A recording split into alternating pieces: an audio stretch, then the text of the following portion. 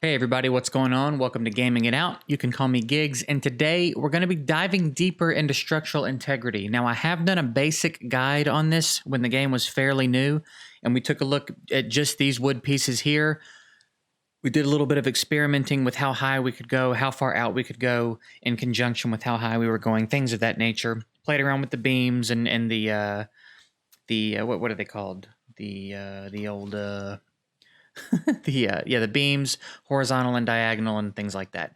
So what I did today was I set up a few different things that we're going to take a look at and just kind of see what is possible on a more advanced level. When you're a little bit further in the game, you've got more resources, or perhaps you're just playing around in a creative setting and you just want to get a good grip on the structural integrity system in the game. There are some interesting aspects of it that we're going to talk about. So if we look at this first thing we set up, also quick, I just found out recording this video that you can go into debug mode and you can fly. So if you hit F5 to bring up your console and just do debug mode, I'll probably do a whole video on these console commands. That turns it back off. We'll turn it back on. And then now all I have to do is hit Z and I can fly. Z turns it on, and then space bars go up, controllers go down, and then everything else still works as normal. This would have saved me. I'm working on a big build project in here, and everything you see I've done without the ability to fly, I literally just found out. It's going to change a lot of what I think I'm gonna do with this project now, but that's for another video. So if we look here, we've got our regular wood beams, and they'll go up 8 high. You can place 8 of them high from the ground. And then if we look at the flooring, the first 2 beams, we can go out 4. Anything beyond that, it's going to break. Once we go up, we start to lose our ability to go out horizontally. So you can just kind of see at the third one up, we can go 3 out. At the fourth one up, we can go 2 out. At the fifth one up, we can go 2 out. 6 and 7, we can go 1 out, and then anything we place on the 8th piece in any direction is going to break. So that's the absolute limit for these wood beams as far as going up and going out without any other means of support, okay? If we take a look at our wood log poles, we can go 6 high. 1, 2, 3, 4, 5, 6, okay? And then on these, we can go 5 out on the first one, 4 out on the second one, 3 out on the third one, 2 out on the fourth, 1 out on the fifth, and none on the sixth. Same principle as the wood beams. You can get a little bit more height though. See that? You're up quite a bit higher. Now, the iron poles, these were life-changing, and I slept on these for a long time because I just kind of thought, one, it's iron, and I just started doing creative, so I was playing in my regular worlds where resources mattered, and I was like, iron's kind of hard to come by right now. I don't have a lot to spare. I'm not going to bother with these wood beams. How much better could they be? How much better could they be? Well, they're way better. It is absolute insanity what the difference is between an iron beam and a regular beam. So it goes 25 high. That's what that sign was at the bottom. That's so I didn't forget how many high. It goes 25 high. Okay? Look how many floors, look how many levels up we go. I don't know why there's only 3 floors there, and then we're back to 5 here. What exactly happened here? Let's put these here and see what happens. I don't know why those fell off. But look how high it goes before floors even start to come off. That means that as far as anything being attached to it, these wood floors, up to here, it's still the same as placing something off of one beam on the ground. That's madness. What this opens up in terms of what you're able to build in this game, it is wild to me that you can come this. I didn't even count how many levels we are up. Let's count that real quick. How high up can you continue to go 5 floors out? So this one right here. Okay. So we've got 1, 2, 3, 4. Actually, let me do it without the floor. I'm sorry. So we're right here on this one. Okay, now 1, 2, 3, 4, 5, 6, 7, 8, 9, 10, 11, 12, 13, 14, 15. You can go 15 iron beams high and still go out with floors as though you're building off of one beam on the ground. That's wild, man.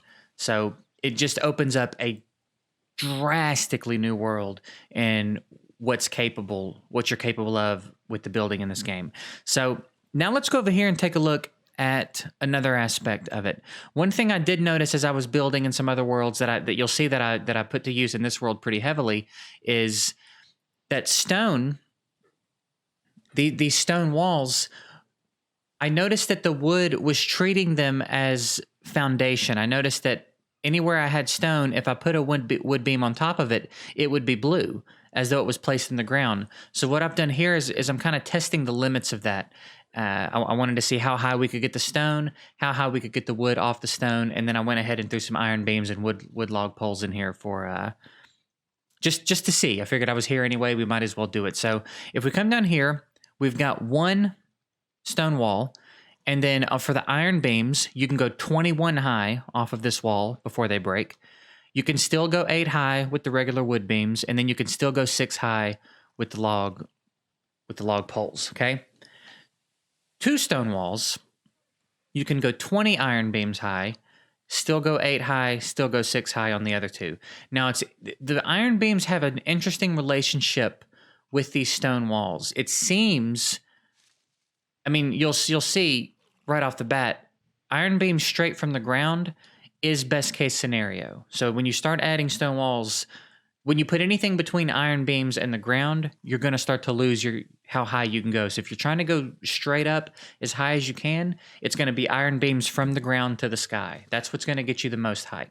So when you start incorporating stone walls, the iron beams start to do some weird things. So here you'll see we've got 2 stone walls. Again, still go 8 and 6, but it only goes 20 high. Here we've got 3 stone walls. It goes 18 high on the iron beams, still 8 and 6 on the other 2. Over here, 4 stone walls. It goes 16 high on the iron beams, 8 high on the wood beams, and 6, still 8 and 6. You'll notice a theme here. Here, we've got 5 stone walls. We can go 15 high, 8 and 6. Here, we've got, losing count here, 6 stone walls. It can go 13 high on the iron beams, still 8 and 6. Now, here, it's 1, 2, 3, 4, 5, 6, 7. It'll go 11 high on iron beams, still 8 on the wooden beams, but only 5 on the log poles. So at this point, you start to lose how high you can go with the log poles, which I just find it's an interesting relationship some of these pieces have with each other in relation to the ground. And then the last one, 1, 2, 3, 4, 5, 6, 7, 8. You can go 9 high with the iron beams, still 8 with the wood beams, and then only 4 high with the log poles. And this is what it looks like. So you'll notice the iron beams, the higher the stone walls go, the lower the iron beams go. So the less stone walls, the better if you're trying to go high with iron beams. For your regular wooden beams, it's the same. So even though over here we've got stone that's red, and anything else that if I try to put one more piece of stone up here, it's going to break. It still lets me go 8 high on the regular wood beams. Now it's not blue, but it still lets me go 8 high. Here it's still blue.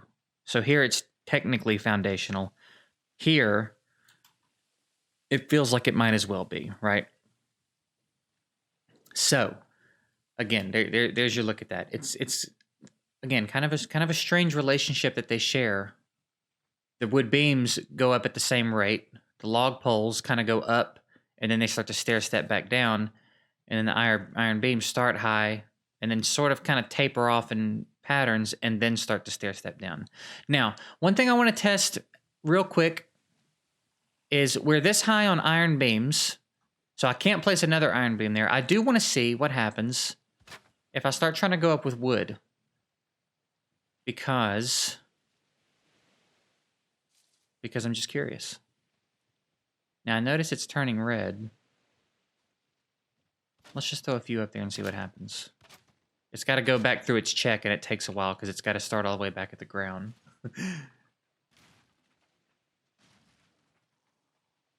Okay, so it looks like you can go 25 high with the iron beams, and then you can't go any more iron beams from there, but it looks like you can get two more wood beams on there if you just feel like you have to. And real quick before it gets too dark, let's just test this out. We're going to do a little bit of experimenting here in the video. Okay. So you can get one more floor there. And you can get one more floor there, really? No, there it is. Okay. It took a second to break. So there you have it.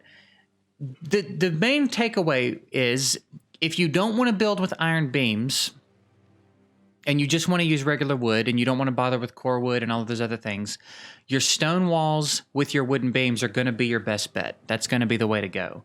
Because again, you can bring your stone walls all the way up to the breaking point and then still get the same range out of your regular wooden beams. If you want to build high, then iron beam skeleton is going to be the way to go. Setting your foundation and your frame of what you're building with iron beams is going to just drastically change your game in the way of building. So that was it. That was a little bit of a deeper dive. I hope that this was helpful for you. I hope you learned something from it. I hate that the sun went down on us toward the end of the video, but you know, that's the life of Valheim, I reckon. So if you got anything out of this, hitting that like button would help me out a lot. Subscribe if you want to see more of what we're doing. Other than that, I appreciate you watching, and we'll see you next time.